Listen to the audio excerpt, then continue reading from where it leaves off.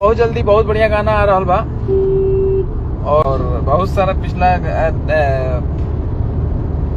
अरे वो सब 2022 में बहुत सारा गाना हमारे वो सब देखले रहे, सुनले रहे और बहुत सारा प्यार आशीर्वाद दिले रहे। सोनपुर थिएटर में एगो जबरदस्त रूप में कल पिछला साल गाना बाजा रहे। सॉन्ग 2 का होता बहुत जल्दी रिकॉर्ड हो गया बा, शूटिंग भी होता और बहुत जल्दी गाना होता।